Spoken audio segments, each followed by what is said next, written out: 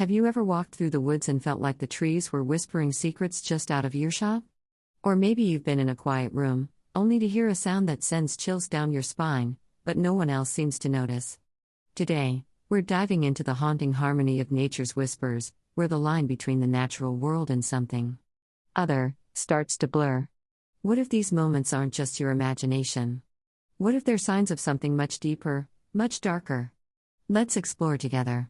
Feeling disconnected from nature, as if it's watching or judging you. Imagine this: you're walking alone through a dense forest at dusk, the kind where the trees seem to huddle closer with every step you take. The air is thick with the scent of damp earth and decaying leaves, but there's something else, a presence, silent yet oppressive. You came here to escape, to find peace, but instead, you feel like an intruder in a world that's alive in ways you can't comprehend. The rustling leaves whisper secrets in a language just beyond your understanding, and the shadows between the trees seem to shift when you're not looking directly at them. Your heart races as you realize you're not alone. The forest is watching, judging, maybe even waiting. You quicken your pace, but the path behind you disappears as if swallowed by the earth itself. Then, you hear it, a harmony of whispers, not from one direction, but from everywhere, harmonizing into a single, haunting melody that vibrates through your bones.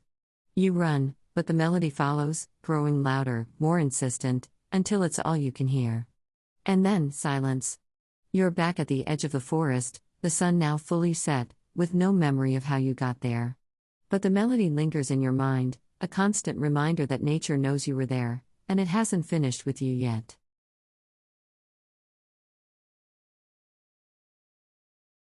Experiencing vivid hallucinations of plants and animals moving unnaturally. You're walking home through the park at dusk, the usual shortcut you've taken 100 times before. But tonight, the air feels thicker, the shadows between the trees deeper. At first, it's subtle, a vine that seems to twitch as you pass, a bird that stops mid-flight, hovering unnaturally in the air. You blink, shake your head, chalk it up to tiredness. Then the whispers start.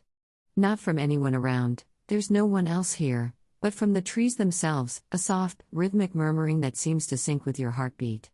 Your pace quickens, but so does the movement around you. Flowers turn their faces to follow you, branches stretch out like fingers, brushing against your arms. You break into a run, but the path twists in ways you don't remember, leading you in circles. The sky darkens unnaturally fast, and the whispers grow louder, forming words you can't quite decipher but fill you with dread. You stumble, fall, and as you look up, the moon is wrong, too large, too close, with a face that's watching you. You close your eyes, praying it's a dream, but when you open them, the park is silent, still. Everything looks normal. But as you stand, you notice the grass where you fell is dead in the perfect shape of your body. And the whispers. They've become a single word, repeated in a voice not your own: stay.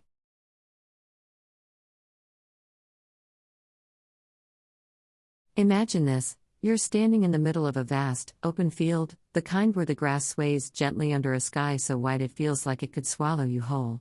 It's beautiful, right? But then, out of nowhere, your chest tightens. Your breath comes in short, sharp gasps. The horizon seems to pulse, to breathe, as if the earth itself is alive and watching you. You tell yourself it's just the wind, just your imagination, but the fear is real, clawing at your insides. You're not alone in this. Others have felt it too, a collective dread that seeps into the soil, into the air. Whispers that aren't there, shadows that move just at the edge of your vision. And then, the silence. A silence so deep it rings in your ears, a silence that feels like a prelude to something unspeakable. You run, not knowing why, only that you must. But the field stretches on, endless, and the sky is too big, too open. You're exposed, vulnerable, as if nature itself has turned against you. And maybe it has. Because when you finally stop, panting, heart hammering against your ribs, you realize, the whispers weren't in your head. They were in the wind, in the grass, in the very air you're breathing. And they're getting louder.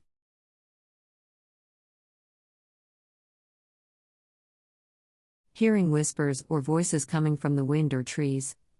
It was supposed to be a peaceful retreat, just me and the dense, ancient forest that surrounded my grandmother's old cabin. The kind of place where the air was so fresh, it felt like it could cleanse your soul.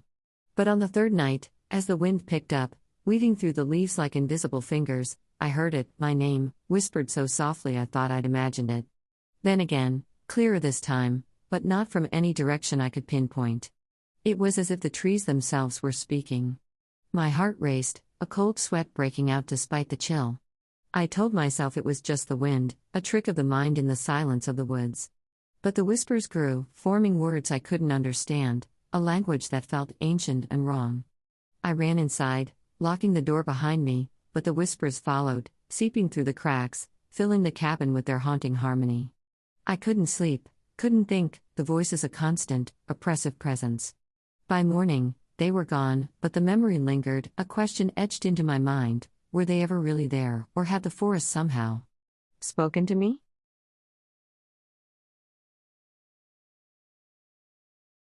Imagine walking alone through a dense forest at dusk, the kind where the trees seem to whisper secrets to each other in a language just beyond your understanding. You're here to clear your mind, to escape the noise of the city, but as the light fades, so does your sense of solitude.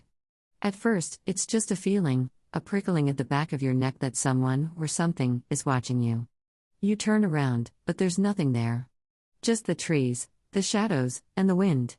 Then, the sounds start. A rustle here, a snap there, always just out of sight. You tell yourself it's just the wind, an animal, but the rationalizations don't stick. Your pace quickens, your breath shallow. The path ahead seems to stretch endlessly, the trees closing in around you. Suddenly, a whisper, clear as day, calls your name. You freeze.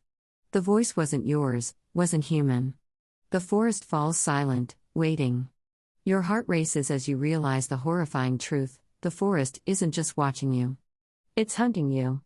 And then, just as suddenly as it began, the feeling lifts. The sounds stop. The forest is just a forest again.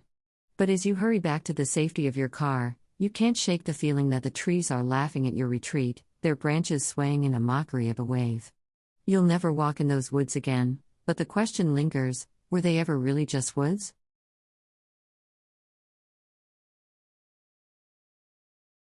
Developing an obsessive need to stay indoors, away from any natural elements. It starts with the wind, just a whisper at first, brushing against the window pane like it's trying to tell you something. You ignore it, bury yourself deeper into the couch, the TV's glow your only light. But then the whispers grow louder, not just from the wind but from the trees, the grass, even the earth beneath your home. They're not words, not exactly, but feelings, images pushed into your mind. A darkness spreading from the roots up, infecting everything green, turning it into something else. You can't explain it, but you know, you can't go outside. Not anymore. The world out there isn't the same. It's watching, waiting. And it wants in. So you barricade the doors, tape the windows shut, anything to keep the whispers out. But deep down, you know it's only a matter of time. Because the more you listen, the more you realize. The whispers aren't coming from outside. They're coming from within you.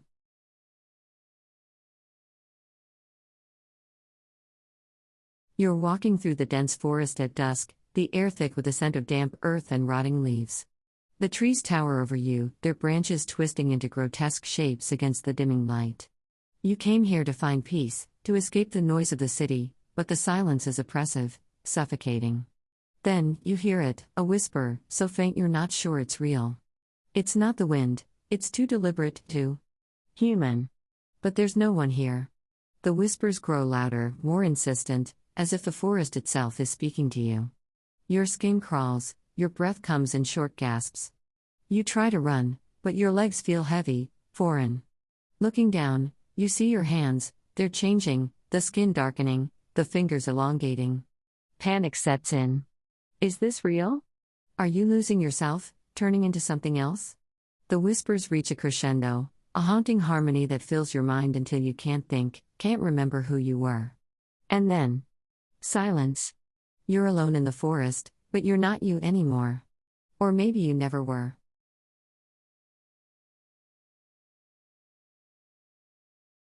You know that feeling when you're alone in the woods, and the silence is so thick you can hear your own heartbeat? That's where our story begins. A photographer, let's call her Emma, ventures deep into an ancient forest, chasing the perfect shot of the sunrise through the trees. The air is crisp, the light is golden, and everything feels alive. But as she focuses her lens on the bark of a centuries-old oak, she freezes. There, in the gnarled wood, a face stares back at her. Not just any face, one with hollow eyes and a twisted smile, etched by nature itself. She laughs it off at first. Pareidolia, she mutters, the brain's trick of seeing patterns where none exist. But then she notices another. And another. The trees around her are watching.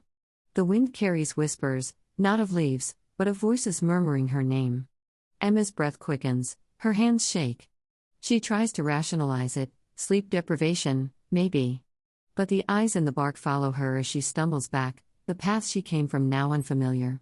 The forest doesn't feel like a place of beauty anymore, but a living, breathing entity that knows she's there.